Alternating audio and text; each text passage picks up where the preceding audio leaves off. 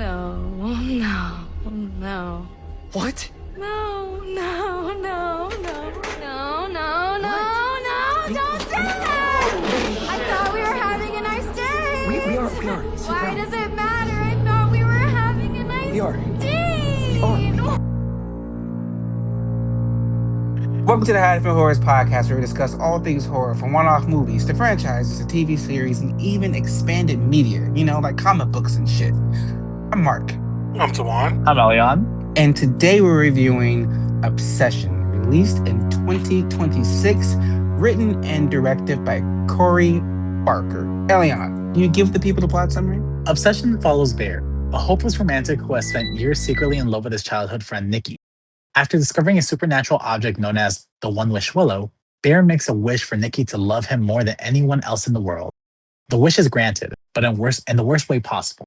As Nikki's affection transforms into a terrifying and unnatural obsession, Bear finds himself trapped in a nightmare of his own creation, forced to confront the horrifying consequences of taking away someone's free will. But before we get into our movie this week, we got a couple of headlines to go over. First up, and a little bit of sad news, we have a passing of an actress by the name of Davi Chase.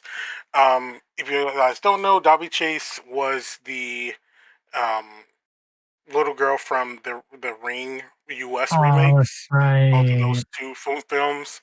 Um, in addition, she voiced Lilo in Lilo and Stitch, and she also Chihiro. was Samantha Darko in the classic movie Donnie Darko, and she had some other roles in other like TV shows and projects such as Sabrina the Teenage Witch, Charmed, ER, CSI, and things of that nature. Um, it seems that she had some health complications due to meningitis, and it caused septic issues that led to her body Oh shutting my down. goodness. She was only 35 at the time, but hope her family is doing well, and rest in peace to her. She also We voiced oh, sorry to as I cut off. I just remembered something. She also voiced Chihiro in Spirited Away. I did not know that. Yeah, that's another one. But hope her family is doing well and hope she is resting in peace. But to move on to some upcoming things here, um, it looks as though Evil Dead Burn, even though it's not out yet, has already been confirmed to be getting a director's cut um, once it's released digitally. The director of the movie stated that the movie, of course, has an R rating, but there were some things that they had to cut out due to the MPAA asking them to. And he states that anything that was cut out when they submitted the movie will be making an eventual director's cut. So, hopefully that should be good. Evil Dead Burn is the one that's releasing this year on July 10th, 2026. So, very soon, honestly. We're definitely looking forward to that one here as we covered all the other Evil Dead movies. I know Mark is looking forward to it, especially he's fucking with the newer movies, and I'm glad. But in another Evil Dead news, Evil Dead Wrath, which is coming out in 2028. How many Um, evil kids are there? God. it's only two. Oh, y'all, you made it sound like there was gonna be like 5 of them. Oh my goodness. Girl, you do it too much. Evil Dead Wrath recently wrapped production and will be releasing April 7th in 2028. And while we don't know the full plot, we were told that this movie is predating everything from the series thus far and is set in 1972. Um, we don't really know the full spectrum of like any plot or anything like that, but yeah, we're just told that this movie so far will be predating the original that came out featuring Ash, and um yeah, I'm interested to see what's gonna what's gonna happen there. The director of this movie, Evil Dead Wrath, named Francis Gillespie, his previous movie, The Last Stop in Yuma County, was also set in the 1970s. So it seems as though he may be having an affection for that time frame. So I'm interested to see what'll happen. I wonder, because it's in the 70s. Like, will the Deadites kind of look like the older ones that were in the original movie? Like, maybe just updated for now. Um, Maybe like the wide-eyed Deadites. Who knows? I'm interested to see what's going to happen with that. Um, I am wondering why. I still am wondering why this movie is releasing in 2028 though, instead of next year. Yeah. Why did it get pushed when it's already like finished and filmed and Yeah. like ready to go? Oh, it's Well, I don't confirmed know. that it's Well, done. yeah, Oh they Oh, wrapped no, post wow. production, but they obviously post production isn't finished. But either way, it's all completed. The movie's finished being filmed and all that. So it don't take 1.5 years to edit and put out the movie. Right. So That's so weird.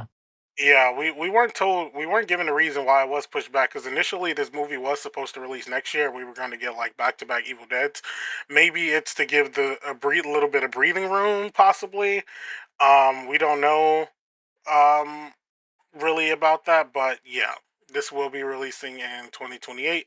So looking forward to it. I mean, Evil Dead's been keeping us fed recently. From Rise, Burn is looking good, and I hope this one is also just as good.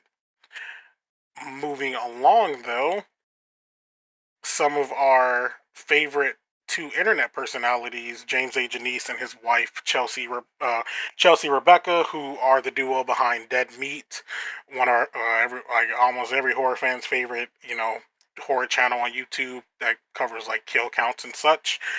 They are joining a horror comedy movie called Best Friends Forever. Um, the horror comedy follows a bachelorette party reunion of five high school friends as they become exposed to toxic positivity, turn supernatural, and begin to turn against each other. The film explores things we don't say and all the things we don't show as women to our friends.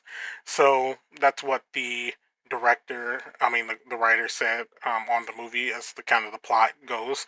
So yeah, we don't know like how much of a role they'll have in it, but yeah, they were announced as like official cast members. So interested to see how they integrate them, if they're like actual characters or playing some spin on their dead meat characters as they do. But we like James and Chelsea over here. Me, Mark, and Elion. We definitely thank them for kill counts.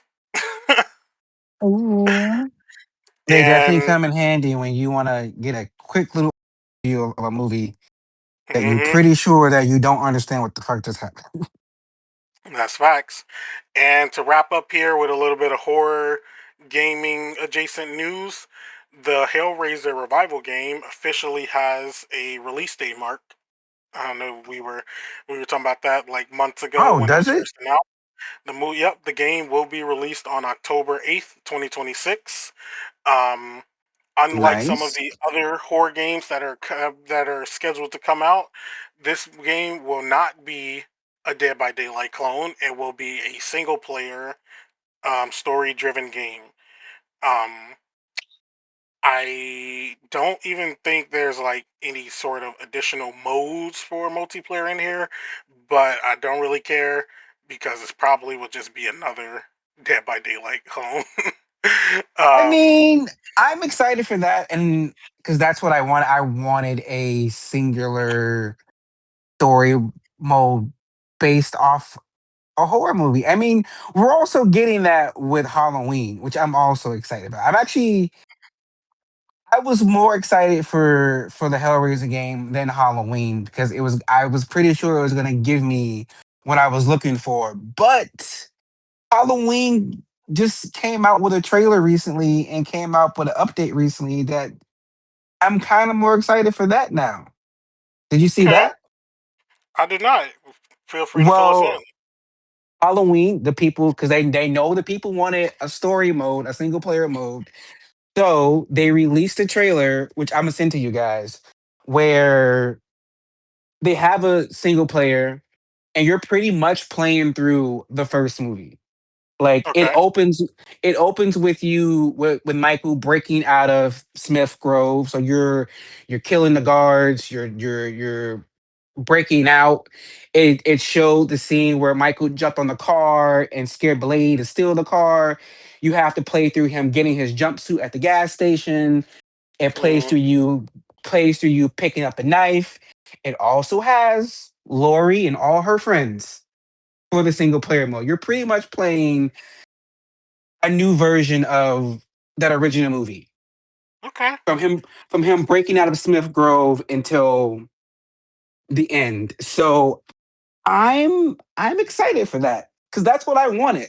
If you're gonna make a video game based off of a movie, I I might be in the minority, but I kind of want to play through the movie.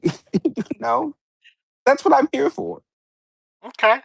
Well, to go back to Oh, Hellraiser real quick, Razor. just to give you you all a synopsis of the story.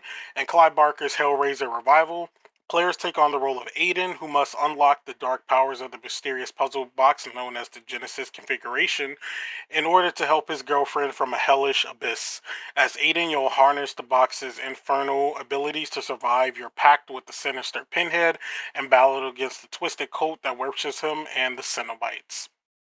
So that sounds pretty interesting. The film once again will be not film. The game once again will be released on October 8th of this year, and on all platforms: PC, PlayStation, Xbox. And wrapping up headlines this week, the Dead by Daylight movie, which will be put out from Blumhouse, has found a director. It'll be directed by a filmmaker named Thordor Paulson, who is behind a film called The Damned.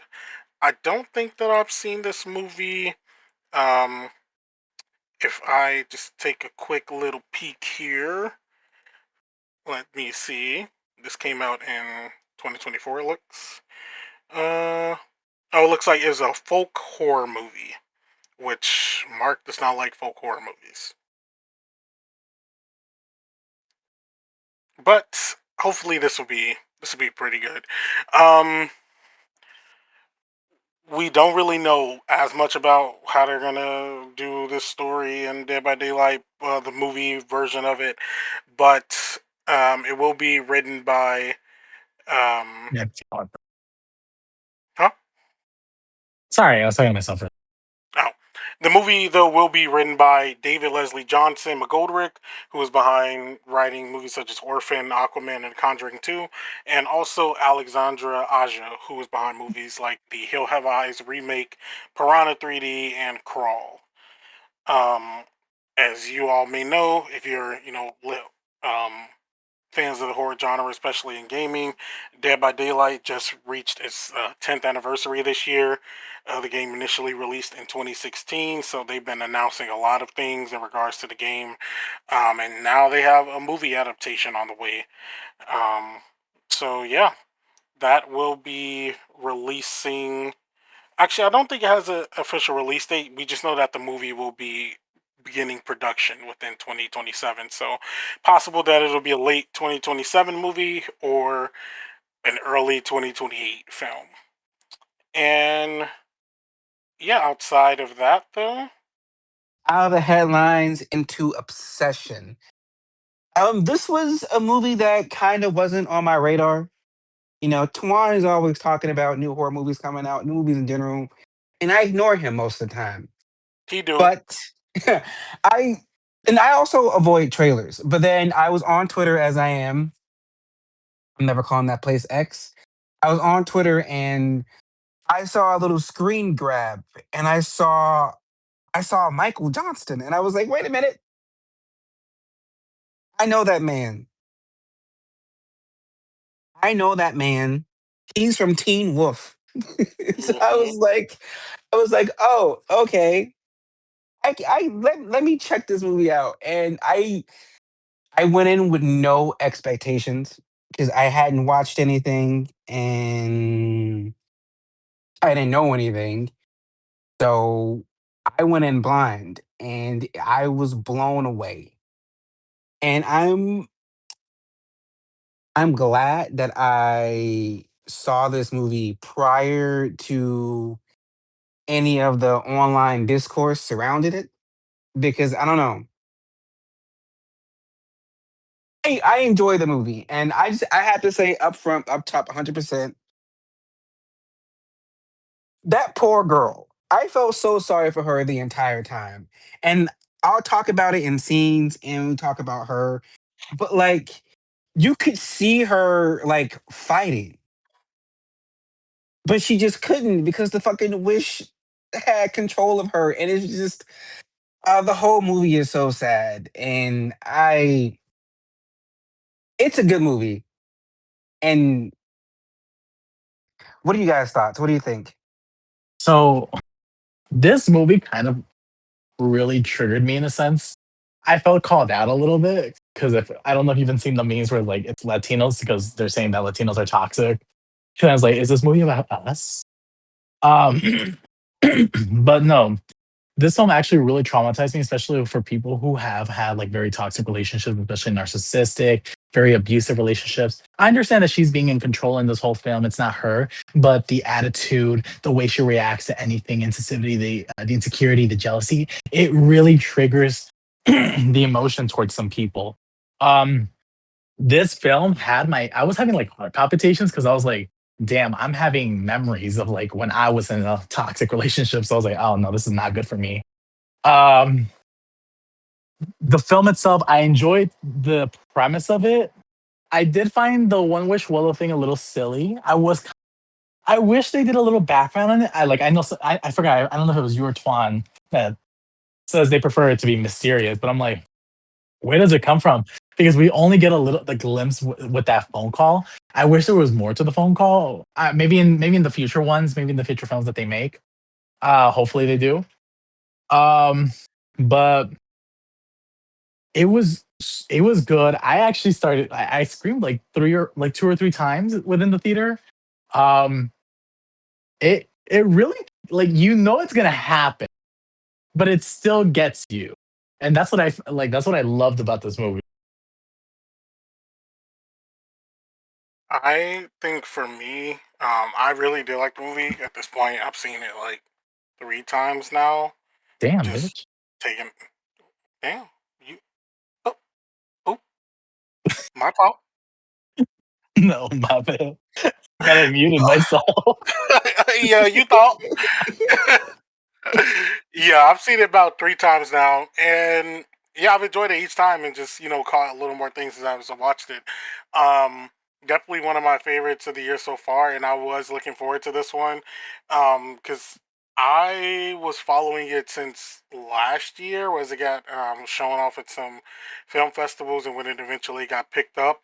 Um, and I was definitely looking forward to when it once it eventually came out, and I'm glad it's become as big as it has, and I think it's a really good movie, and with the simple premise at that. Um, Overall, um, I I like that we just got this story on its own. Kind of opposite of Elion there. I am the one who doesn't think a like reason needs to be given behind the One Wish Willow, why it works, why it doesn't. It's just a monkey paw situation. It's just one of those ones where someone wish makes a wish, and um things happen, because of that wish that they made. But one thing I do like about this movie in particular, which even the director like kind of said, is the One Wish Willow itself isn't really a bad thing. It's just that Bear's wish was a bad wish. And I like that interpretation of that. If your wish is just like a standard regular ass wish, you'll get it like his friend wished $1 billion, and the money spawned right in. So, like, it's just Bear's wish itself was just a terrible fucking wish, and Maybe if he he, would have worded it better. yeah, he could have worded it better. Um, but we don't know. But it's just because his wording was very incel coded, and one we'll get there eventually once we get into some more scenes. But yeah, it was just his wish was a bad wish, and if maybe if he had went about it a different way, maybe something could have happened, but we don't know because he decided to go from 1 to 1,000 with the wish that he put out into the world, and I kind of like that aspect that if you were I don't know if I want to say like pure of heart, but if you just wish for something mundane, you would have got it if you used the one wish willow. So who really knows? But outside of that, though, I like the kind of moments in the movie where we sort of get the real Nikki who is still in her body. Um, at the same time as like whatever is controlling her to be more loving towards Bear. Like we get those little like moments like that, and we'll go a little more in depth in it for sure in scenes. But I just like how stuff like that was included. Um, I thought that was really, I thought that was a cool little bit. Also, lighting a lot in certain scenes was really good. The way they use lighting to portray certain things. Um, that came across well. Sound design was another really good one in certain scenes, and how they use that as well. I just think overall it was a really good movie. Because one thing that we talk about a lot is getting original films and things that matter. And the thing with this movie is the whole premise itself isn't super original, wish gone wrong or, wanting or manifesting something and it goes wrong. But the way the s- s- specific, the specific thing that, Bear wishes for in here and how he tries to use it towards his advantage and and what's happening to Nikki at the same time and everything. That's how we get this original sort of thing going on. And I'm a big fan. I think everybody did very well here. Indy, who played Nikki, she was really good. I like the way that um, her performance came out. And yeah, I think everyone did a good job involved, and I'm very glad for its success that it's gotten. Um, really crazy to see like how big it's gotten since the release. We're gonna get in on the specifics on box office and stuff like that, but I wouldn't have expected this movie to be as big as it is based on the just initial trailer and things of that matter. But as me and Mark have been saying, horror is profitable if you get people good movies. Well, let's talk about the things that set out for us, the good, the bad, the indifferent. And I want to start off saying that them having sex made me uncomfortable It really did. because, like, you could see it in her face that she did not, She like, was not there. she's not there. And it's like, I just felt like at no point did I ever have sympathy for that man because what are you doing right now? No, you're absolutely right. Like she was not there um during most of that um and this is actually I did mean to bring this up when I was just speaking like thoughts and opinions on this movie because someone else posted kind of about this and I thought it was interesting, and I'm just bringing it up now before I forget, is this movie and like some other ones that we've gotten um, in kind of like the 2020s era of like horror films. I would say like this one, something like a Talk to Me, and maybe like parts of like Hereditary and stuff. One thing that's been pretty big, and it's like an overarching theme throughout a lot of movies that are released in this era for like maybe like more so original horror movies in this era is like loss of autonomy and body autonomy and things like that because of just what's going on in the world and like what some people may feel is like they don't have control on a lot of things, and I think that's an interesting point um in this movie. That's kind of like the whole thing here is that Bear decides that he is in control of Nikki's autonomy after his wish is made.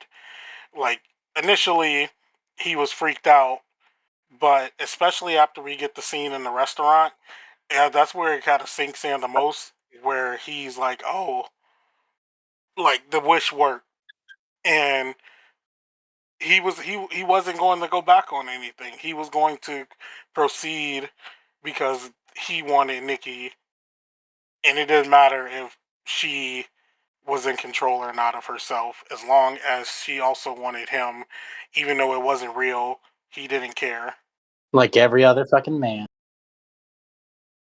and I think that that little bit there is interesting because it is noticeable in a lot of movies. Because I guess it stemmed from like a kind of like a meme, not meme, like a TikTok video of this guy asking why, and I'll describe it why this scene is in like every modern horror movie, and it's like one of those, and it was like a TikTok of like where a character just randomly starts like bashing their face in or something.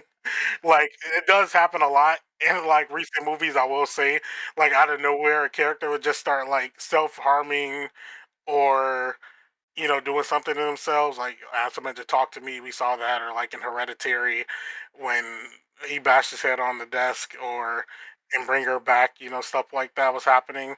So it is interesting that loss of like autonomy over your body is something that um is very prevalent in a lot of original movies these days, and um, how it kind of stands to what's kind of going on, like in a worldview sort of sense. But I would say another scene that I would want to bring up is that restaurant scene. Um, Oh my where, god. where we get the voice, the no, no, no, don't do that, blah blah blah. And he gets that phone call from his friend, and he's telling him, her father is fine, like none of this has happened. And Bear, you can see it on Bear's face, like he just kind of like realizes in that moment that, oh, like the wish was real, and I like this is what I wanted. And then once he gets back to the table and talks to Nikki about it, and she's like, well, like why does it matter? And he's like, yeah, you know what? Why does it matter? And yeah, he just at that point, like, but like before that part of the movie, you could maybe say like Bear was like unsure or not if Nikki was like actually affected by this wish or things like or that, but especially after that point, like he was well more than aware of what he was doing and taking advantage of her and the situation. I do have more scenes though, but I want somebody else to share something, so I don't take all the time. Elian. The scene that creeped me the fuck out is when he woke up and she's in the corner and the way that she moves. Oh, Yeah, oh my god, I was terrified. Or when you like just to add to the restaurant scene, that face that she made, that's actually she can actually do that shit, and that's what made it more terrifying. Because she said, someone asked if like it was like CGI or like did they do something to do that, and when she did it in front of everybody, it scared the shit out of people. Um, the one thing that scared me because I don't want to. I only have two. Wait, one scene that got. There's two scenes that got me. The one is when they're at that party, and the way she got jealous in front of everybody. The way she, Yeah. I was like, oh my god. And then she was reading something. I forgot what the fuck she was reading. Something like from her personal diary. I was like, what the fuck is this shit? And how she like, what did she do to herself? Like, did she crack her head or some shit like that? No, she took the bottle and like started like cracked it and started bashing it into her face. Okay, yeah, yeah. And the other one's when we find out that the other girl, what's the other girl's name? The one that works with them? Sarah. Sierra. Like, she obviously could tell that she liked him. And obviously he was too dumb to see that. And then when Sierra told him to come out of the car and all that to her car to show that she got accepted, that was like one of the scenes where I'm like, oh my god, I know something's gonna happen. And all you see is Nikki just running in, bashing her head to the car, like the car wheel. I was like, oh, and I felt so bad. I was like, oh, that sucks. And Yeah, and but the one thing, um, with that scene though, Bear knew that shit was gonna happen though. Like, Sierra should have known that. there's no possible way that he didn't think some shit was gonna happen with that, and he put Sarah into harm's way. But also, I'm like, I'm blaming Sarah. But if I saw a girl at the party decide to crack a bottle and bash it in her face, I'm not talking to her, man's. Right. Girl. Like, we need to, we at that point, like, okay, you got it. That's all you forever. We Uh, don't want that. yes.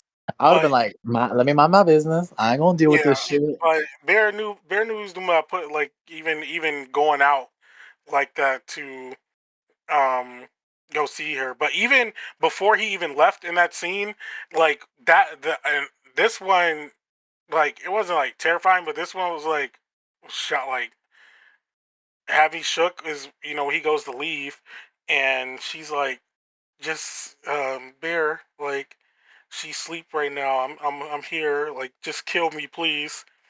I And felt then so bad for her. Oh my and the god, I just only want to thing cry. and the only thing this bitch ass nigga musters to say is, what's the worst thing about being with me? Oh, he deserved to I die. was like, No, you he was like, what's so bad about being with me? selfish ass, only thinking about himself. I was like, And oh, kill him. you know what also hurt me when he called the customer support and you can hear her screaming in the background. Yes. Oh my god. That was crazy. That was actually crazy when that happened. I was not expecting that. Um, it's fucking terrifying. And yeah, he deserved everything. Like, especially when he said that shit. Like, what's so bad about like dating me or I want to be with me? Like, I want to jump through the screen at his ass at that point. Um, another portion. These are kind of just little smaller things now. When he went to leave out and the fucking door was duct taped up, his ass wasn't going nowhere. Wait, I do have a scene. I have a scene that fucked me up. Go I for have it. a is when Nikki made lunch for him and Oh, oh my god. And it's like guess the for what was it? For my little chef or whatever. my little chef critic, my little critic saying, "What's the verdict? Cat?" And I was like, "Wait, what?" And then we see that she cut up his pet cat that she dug up and put it in the food. I was like, "Girl, you are nasty." I wanted He to deserves it. vomit. But Oh, he do definitely you deserved it. think I was that like, "Oh was my." her fighting back? I feel like so, or I want to say yes, but also it's like whatever was taking over her didn't really know what it was doing at points. Like, it was like like kind of um doing things as doing stuff as it went on to like course correct itself in a sense. I don't know. I don't. I want to. I want to like. I would like it to be her fighting back, but also it could just be whatever is controlling her, like body, thought that that was good to do. So I'm not. I'm not sure, Or but maybe I would she like to didn't say want. so. Maybe she didn't his attention. Hey, wait, you kind of cut out there for a sec. Repeat that. Or maybe she thought the cat was in competition with her for That his could be true. attention. That could be true. Um. Also, we didn't even we you know what? We didn't even discuss the car scene, the initial one when he drove her back to her house when he made the wish. Oh, that's Like right. he had ample opportunity to just lay it out there like immediately. And you know, sure, you like this girl or you really like someone and you're put on the spot, but no better time to put it out there than at that point, especially when she just straight back is like, do you like me?" Like it was right there. He had ample opportunity to say it there when she was in the car, and then he tried to do the whole negging thing where he like says something kind of like bad towards her to think it will work to get her attention, and it's like no, she didn't. Of course, she doesn't like that. Um, and yeah, that was a really good scene though in general. Like the whole car scene, and then her turning around like on her porch to look at him after he makes the wish, and like you see in real time like the wish start to take place, and then her real self like popping out like, wait, what am I doing? And then he's like, yeah, what are you doing? And then it goes back to like the wish Willow Nikki, and then we get to and then we get to his place, and they're in the bed. She starts screaming, like although like the actress Indy, she did a really good job with like flipping those like almost like those internal switches, like showing us like the real Nikki versus like the wish Willow Nikki that's like in control of like her. Um, so that was pretty good, I would say. Um, Mark, you got anything else? No, that was it for me. But let's move on over to the characters, and let's start with Bear. I I didn't feel sorry for that man. I get having an unrequited love. I get not knowing if you could pursue this. But okay, here's the thing. I think it was his wording of the wish that that made it go bad. He worded it wrong. But also, once you realize that she wasn't fully, completely in control of herself, is when he should have been like, okay, I can't do this. Hmm. But he didn't do that. He kept on going. He had sex with that woman. So anything that happened to him, justified. No, that's exactly right though. I felt the same like regarding this character. Like there's been like as you mentioned before when we first started like the discourse online about this movie. Um, it's been like all over the place really, but um,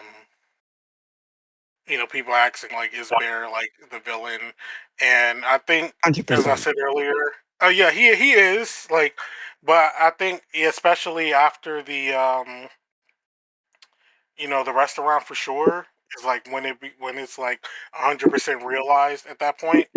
Like up until that and certain other things, like is possibly debatable. Even though the ulterior motives like were still there, like he really didn't care about her. He just cared about him wanting to be with her. Like that part is like obviously very bad, and um everything going with that, but especially the restaurant scene where he gets that information, presents it to her, and she's like, "Well, why does it matter?" And he's like, "Yeah, why does it matter?" And essentially, and he decides that, okay, well, this is what I wanted, so I have it now, and I'm going to use the situation to my advantage to be with Nikki, like I want to be, and I don't, as long as it's her, like physically, he didn't he didn't care if there was like someone else inside or controlling her, as long as he got what he wanted, and um he was definitely the villain throughout all of that. um and it's just the ample opportunities that he had to express himself throughout most of that time, and I do think his friend was also setting him up because he was hooking up with Nikki on the side. It's like you're trying to help your man's, but you're also like hooking up with her on the side as well, and like egging him on really. But I don't think he was really trying to be helpful. I think he was just trying to kind of act like he was to quote unquote help Bear. But even with all of that, Bear wouldn't have taken any opportunity. Like Nikki would have eventually just left, and he would have been asking about a what if forever, like with her, and he just never would have gotten to not will say being gotten to. He just never would have said anything about it. Like if he didn't have the one wish Willow and that conversation ended that night with her going into like her house and that being the end of that, like he probably wouldn't have been blaming her for not liking him, even though she straight up asked him. But once the wish is made, everything goes through. He's definitely the villain, and he deserved the worst than what he got at the end. Mhm. He deserved worse for me. I needed him to I needed him to get worse because he needed to be I needed worse. Um, whatever happened, well, I mean, not whatever. What happened to Sarah? He needed something worse than that. He was a weak ass man, pussy bitch. Oh my. Because there's nothing really much for me to say because you guys already like hit the nail on the hammer. Like honestly, he was just so pathetic. He literally put this girl like took this girl's free will to decide on it because he was too much of a pussy to fucking even admit his feelings for her. So instead of it, he chose to do the shit. Granted, he didn't know it was gonna happen, but because it happened, it was just like, are you fucking serious? You kept going on. You only thought about getting your dick fucking wet. And honestly, that's the worst part is that he kept going on. That's the Hmm. worst part of it all. Like the initial thing was like, oh shit, this actually worked. But then it that didn't stop you. It was just like, oh my god, that's about it. To be honest, for me, because it was just like done with it. He just like he pushed my buttons to the point where I'm just like, I fucking hate. Nikki's innocent. Nikki is the victim. Nikki's the wrong party. That's all I can say about Nikki. Like she and I feel like she probably would have given him a chance. She probably would be like, you know what, I'm gonna cut off things with this with your friend and let's just poor Nikki. I am glad that we got a chance to know her pre-wish. Because if it would have just Yeah, started with them like a quick little scene and then they're in the car together, he makes the wish, I'd have been pissed off. I'm glad we got to yeah. know her first. And even that little bit that we do get with her was like it's very sufficient enough to know the type of person that she is. Like, and I guess that's one thing I will say I did like about the movie is like it was paced pretty well. Like everything that happens, like it's paced pretty well from the beginning to where we eventually get to, and yeah, that portion that we get before the wish of like just setting Nikki up, like she seemed very kind-hearted, like very connected with the friend group, and she has like a special connection with Bear. And in the car scene where she's outside the car and she asks him like, "Do you like me?" He, you know, and then says no. It's like the look on her face, like you can't tell if it's either like her being disappointed in him and maybe that answer, or maybe a little upset with him because he couldn't just outright I say it. think it would. Uh, I think it's a mix. I think it's one of those kind of like you, and I know that you like me, you idiot, but like you don't want to say it. I think it's a little bit of both. yeah, and I will not agree. I think it's a bit of both, and um, he just doesn't do himself any favors there.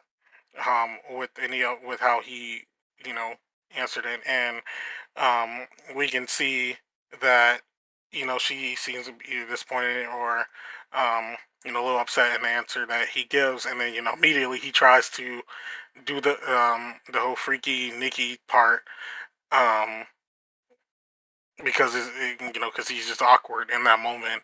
But once everything happens like after the wish part, and like you can't really well, no, she has some moments there, and it's kind of crazy. It's almost like I'm not saying completely because we don't know exactly where someone goes after they're taking control of after the one wish willow or anything like that. But I'm thinking of it maybe like um the sunken place almost like in Get Out. Like this person's consciousness is like still in their body, but they're not in the driver's seat. They're a passenger, and every now and then she shifts into the or switches the seat or overtakes the driver's seat, and that's when she gets those moments where she seeps through. But the longer that it's going on, like she is unable to, because after the Sarah situation, we don't really get the real Nikki at all until the wish wears off at the end of the movie. That's so from that point where like Sarah gets killed until everything else, like we don't even get the real Nikki anymore. We just get like the one wish Willow version of Nikki, and yeah, it's sad. See, I It's have very an sad. opposite thought.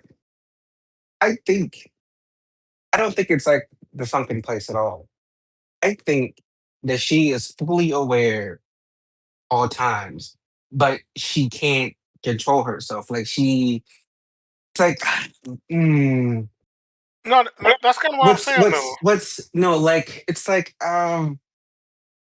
what's that shit's called? Have you ever seen the Vampire Diaries? No, Yes. Well, it's okay. So you know when they like and like sometimes like that person was completely aware that the vampire just told them to like murder someone, but they can't stop it, and like you see them trying to fight it, but they're like, I can't stop it. My body is gonna make me do it because I've been told I have to do it. You know what I'm talking about, Elliot? Yeah, I know exactly what you're talking about. That's what I was thinking. So I was thinking the entire time, like, mm, she was fully aware and fully there, but she couldn't stop herself. Like she was compelled to do these actions, even though she did not want to do them. Like she did not want to do it, but she had no choice. She was compelled to do so. So like which makes it sadder actually. Like your body is moving and doing things like, and it's more I think it's more I lean more to that when you get to the sex scene because you can see in her face that she doesn't want to be there, that she's not enjoying it, even though everything else is telling us that she is enjoying it. But when you look at her directly, it's like, no, my girl not enjoying this, like, not even a little bit. So that's what it is for me. My bad for cutting you off. no, you're fine. No, and I'll get what you're saying. Only reason I said sunken place is because you know while yes, if they're in a sunken place, they can't even control their body. But only I just use this easy way to kind of I describe get that you. feeling. Not feeling, but someone kind of losing that sort of autonomy and having to just watch and I be would be more okay a with that actually. spectator, and like they're kind of like a spectator, but Where it differs from that is, the Sunken Place, they can't take back control of their body. Whereas, well, after the Flash, yes, if they get his picture snapped. But in this though, it's worse. It's kind of, yeah, like she's in the passenger seat in her body, and every now and then grabs the wheel. But it's like the longer it goes on, she can't do that. As at least what I kind of thought, as the movie was going on. Um, but man, at the end, I felt so bad for her. Like, like I don't know what's gonna happen to her at the end now. Like, how's that girl going to get out of this? And I hate that man so much. But I what think about for you, me, Elian? I go ahead. You go ahead. Just no, it's just like I think the worst part of it all was just when he finally chose to commit suicide. And then obviously, she broke the one wish willow for him to fall in love with her, but it was already too late. And Nikki comes back and snaps into it, realizes what's going on, and she has to deal with everything that happened, and she has to see everything because she saw it through her own eyes, seeing what the fuck was going on. So imagine having to come back to the real world after One Wish Willow Nikki's there, and then having to explain this. Like, no, we that's don't even know even what's more gonna happen. selfish of him. That's even Yeah, more selfish of him. that's the worst part. This That makes it girl, worse, actually. and the worst part of it, she was already dealing with shit in her life, only for this man to like force. Oh my! Only for her to be controlled by something that she couldn't had no control of, having to suffer even more, having to Hmm. deal with the. It was just like she. I felt so bad for this girl. She was going through it. Yeah. And oh my god.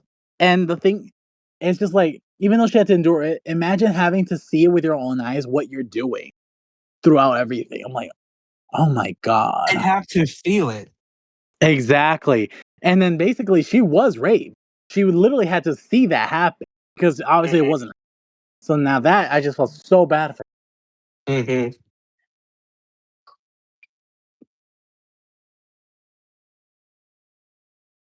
Well, That's it. let's Sorry. talk about the One Wish Willow.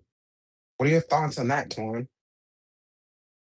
I I would like to agree with what the director kind of said about the One Wish Willow, that it works. It just works. But that Bear's wish was just bad wish. Um, in that, if you were to use it and wish for something or whatever, it just wouldn't. It would just do what you asked it to. And that in the moment that Bear decided to use it, he he used it in a more sort of kind of malicious type of way. Like, it maybe not started maliciously, like he just wanted her to like him, but as it went on, and because whatever his wish was adjusting kind of like in real time to whatever was going on and what he was doing, um that's the way we got it. We got it like that. Now, i I personally like the mysterious nature of it, though, like just letting it be its thing. And at that point in the movie, like with the One Wish Willow itself, and especially when we see the friend get his wish as well, like he just wishes for the money or whatever, and it just spawns right there. Like at first, because when I first watched it, I thought it was gonna be like, oh, I wish for $1 billion, and it just like all falls on top of him and like kills him or some shit like that. But it literally just spawned in front of him, and he got the money just like that, no strings attached, and everybody gets one. And Bear used this one maliciously, and that's why it became the thing that it did. I need her to, give me money. Um, what can I say? She was cool. I just wish, she wasn't out there so freely like that. Hmm. Uh, I don't know what to say, honestly. No, that's fair. Well, Mark. Well, I agree that with the director, with you, that it's not the Willow's fault. Mm-hmm. The you you're giving you're giving the power wish. You just have to make a smart wish. Make a wish that makes sense. Buddy wishing for $1 million is, or however much money he wished for, that makes sense. Because but actually, even with that, that's kind of suspicious because like I think I don't know. My wish would be more specific. I want to anonymously, end up with a trust fund or some shit. That way it can all be traced back legally. But it's not the Willow's fault. You make the fucking wish. And it's up to you to make it appropriately. That Mm-hmm. won't cause any harm or death. Or cause you to Yeah. create a fucking crazy serial killer girlfriend who you are raping and sexually abusing. Because you can't talk to women? You couldn't talk to her without the wish? Mm-hmm. If I was Bear, my wish would have been, give me a sign that, that Nikki likes me. Or, Mm-hmm. let me know if I have a chance if I were to ask her out on the date. Yeah. Something like that. You know, something not harmful, but helpful. Mm-hmm. I'm not telling because also on the other on the flip side of that, even if Nikki didn't go crazy and she didn't go murderous and all that shit, at some point would you not be like, wait, we're together, we're dating, we're possibly married and shit, but it's like, oh, would this have happened if I didn't wish for it? Like Mm-hmm. she's only with me because of this fucking wish, not because she might not actually like love me. So it's just like you got to be smart with the wish. And that man was not smart. He was thinking with his penis, not with his brain. Yep. Exactly. The downfall of many of men. SMH. But with that, Tuan, you can give us the behind the scenes info and facts. Mark. I cannot, but I Why? will. Behind the scenes info and facts for Obsession. Okay. The box office for Obsession as of right now, because the movie is still in theaters, it is almost at 300 million with the worldwide total of $297.4 million. Some interesting facts. The film was written, directed, and edited by YouTuber turned filmmaker Curry Barker. The story was inspired in part by the classic monkey paw concept of wishes coming true with horrifying consequences. The movie premiered at the 2025 Toronto International Film Festival before becoming a breakout theatrical hit. Despite its micro-budget origins, the film became one of the biggest horror success stories of 2026, and many critics and viewers have described the movie as incel horror because of the themes surrounding entitlement, fantasy, rejection, and consent. Is that a thing? Um, Yeah, that was a thing. What the I fuck? didn't know that was a I guess thing. it's a thing now. Incel Why? whore is crazy. Um, Fits. some no continue. Okay, no, I said it fits. Oh, some critics' reactions. The film sits at a 96% on Rotten Tomatoes. The Guardian praised the film's exploration of male entitlement and unhealthy fantasies, calling it a disturbing modern horror fable. The Times highlighted the film's themes of loneliness, insecurity, and the dangers of seeking fantasy over genuine human connection. GQ singled out Indy Navarrette's performance as Nikki, noting her ability to balance victimhood, why the fuck can I say that now? Why? Vulnerability and terror. Many reviewers praised the movie for updating the classic "Be Careful What You Wish For" story while delivering one of the year's most unsettling horror experiences, says The Guardian. Um, some fan reactions. Numerous horror fans have compared it to a modern day. Well, we said that already. Um, Others praised Kerry Barker's transition from YouTube creator to filmmaker, highlighting the strong performance and emotional impact. And not everyone was sold. Some viewers felt the movie became repetitive and didn't live up to the massive hype surrounding it. But enough of them. What about us? Do we cash or pass Obsession? Elion. I will catch it, but I won't watch it again. Not because it was a bad film. The whole film, great. It's amazing. It's a great film to watch. It's something that, a lot of people would enjoy. Like, they wouldn't be bored of it. I just wouldn't watch it because it brings back trauma from my own personal life. But definitely cash. And Mark. If you're talking about cashing and passing, I will cash this movie. And with cash this movie, I'm going back to that article. I keep bringing up that article. Every time I talk about a new horror movie that comes out, I bring up the article for the simple fact it said that we were being oversaturated with horror movies and at some point it would run stale. Well, here we are on year fucking 2 of amazing horror movies coming out. Except for Scream 7. We don't talk about that one. But like original IP, original horror movies, they're killing it. And they haven't disappointed yet. So like I think we're doing good. This is a great movie. It wasn't just like a slasher or some body horror thing. It's like it made you feel for the quote unquote bad guy because she didn't have control of her body. Mm-hmm. She was being abused and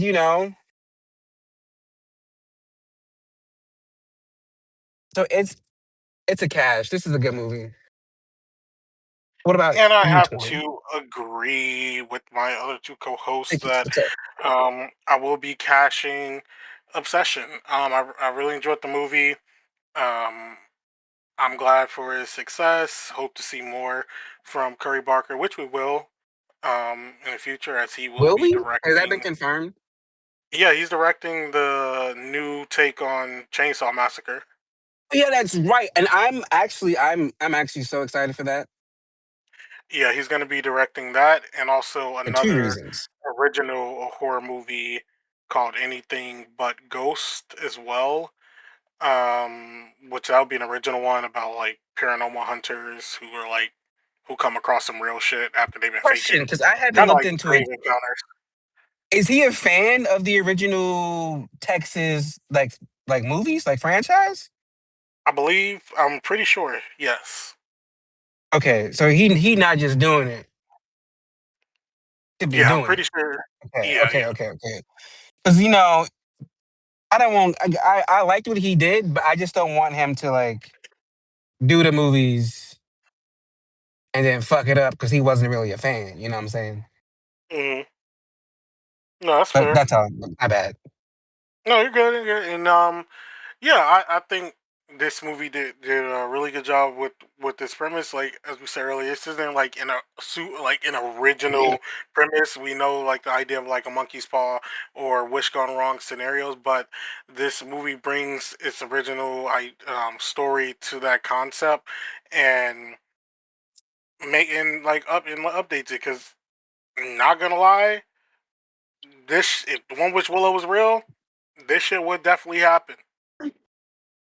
I mean, we Like, kind of just saw an OG take on this movie when we reviewed The Monkey, yep. and I think this one did it better.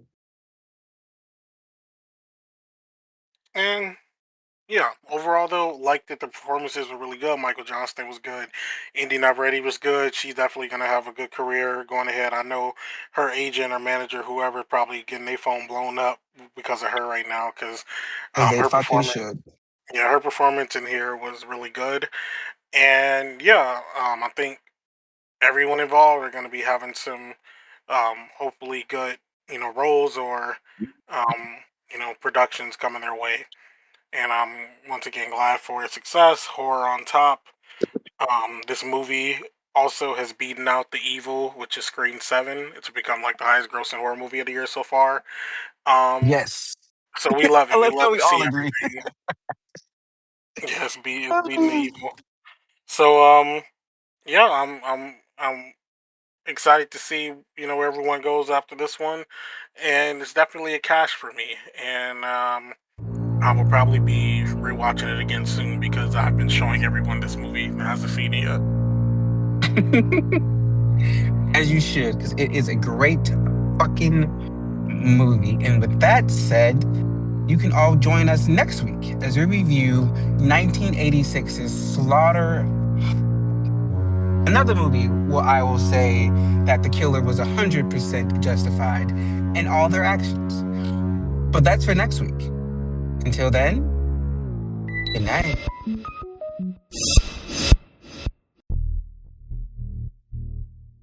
If you like this episode, please be sure to check out some from the Haddonfield Horror Cemetery, where we've covered big franchises such as Friday the 13th, Halloween, and Saw, or one-off reviews like The Blackening or Hereditary.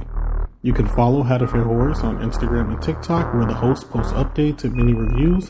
Full episodes are available on several podcasting platforms, including Spotify, as well as YouTube. If you're listening to us on YouTube, please be sure to like and subscribe. The Haddonfield Horrors podcast is produced by Mark Smart, Tawan Griffin, and Elian Cordova, themed by Lethal Injection, and edited by Mark Smart.